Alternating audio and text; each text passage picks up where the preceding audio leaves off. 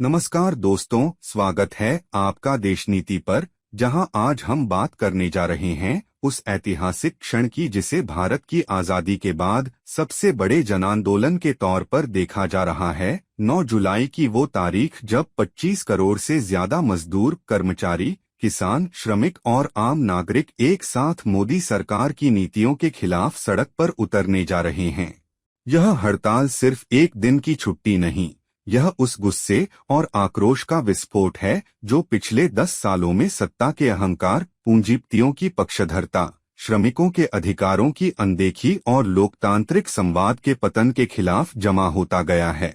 जैसे 5 जून 1974 को जयप्रकाश नारायण ने संपूर्ण क्रांति का बिगुल फूंका था, वैसे ही अब 9 जुलाई 2025 को मजदूर वर्ग, किसान, शिक्षक, बैंककर्मी, पोस्टल, बीमा, कोयला, राजमार्ग, परिवहन, ग्रामीण श्रमिक और ट्रेड यूनियनों की एकता एक नई संपूर्ण क्रांति का संकेत दे रही है। इस हड़ताल की सबसे बड़ी खासियत यह है कि इसमें देश की लगभग सभी ट्रेड यूनियनें एक साथ आई हैं। एटक, सिटू, इंटक, HMS, तक, सेवा, APF, यूटक समेत सभी, सिर्फ एक को छोड़कर BMS यानी भाजपा समर्थित भारतीय मजदूर संघ। यानी साफ है कि यह आंदोलन राजनीतिक नहीं, जन सरोकार आधारित है और इसका निशाना सिर्फ सरकार की जनविरोधी नीतियां हैं।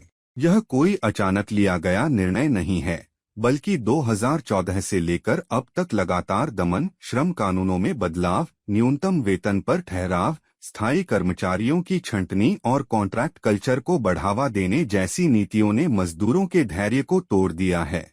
हैरानी की बात यह है कि पिछले 10 वर्षों से भारत सरकार ने श्रम सम्मेलन ही नहीं बुलाया, जो कि एक वार्षिक परंपरा थी।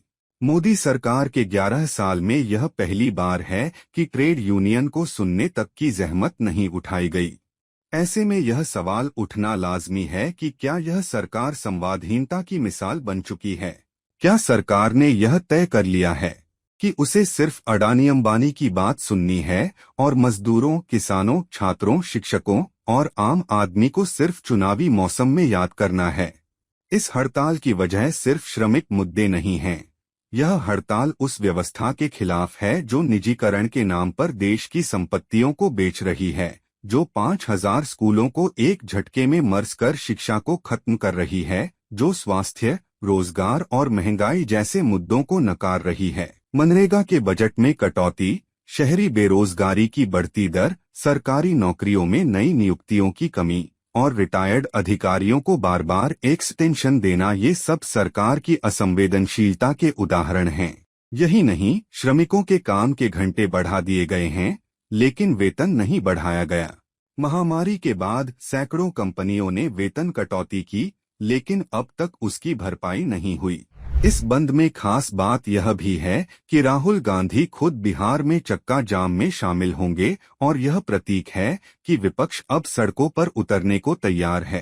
क्या राहुल इस मौके को संपूर्ण क्रांति की दिशा में मोड़ पाएंगे? यह एक बड़ा सवाल है। बिहार में महागठबंधन, लेफ्ट, किसान संगठन सब एक साथ हैं और बिहार चुनाव आयोग पर जो गंभीर आरोप लगे हैं, उनके विरोध में यह बंद और भी ज्यादा तीखा होने वाला है। सरकार लगातार कहती रही है कि देश में कोई समस्या नहीं है, महंगाई नहीं है, बेरोजगारी नहीं है, किसानों की आमदनी दोगुनी हो चुकी है। लेकिन क्या यही सच है? क्या ये वो देश है जहां युवा डिग्रियों के बाद भी बेरोजगार हैं, किसान आत्महत्या कर रहे हैं और सरकारी स्कूल बंद किए जा रहे हैं? ये बंद उन सवालों का जवाब मांगता है। अगर सरकार की आंखें अब भी नहीं खुली तो यह आंदोलन सिर्फ एक दिन का नहीं रहेगा। यह चेतावनी है, सिंहासन खाली करो की जनता आती है। पालियन मीडिया चाहे जितना भी इसे दिखाने से बचे, यह हकीकत है कि देश के 25 करोड़ लोग सरकार को अब चेहरा दिखाना चाहते हैं। और अगर सरकार अब भी नहीं मानी तो ये साइलेंट इंडिया अब सड़कों पर शोर मचाएगा। इसलिए देशनीति पर हम इस आंदोलन को सिर्फ एक विरोध नहीं, बल्कि लोकतंत्र के लिए अंतिम संघर्ष मानते हैं।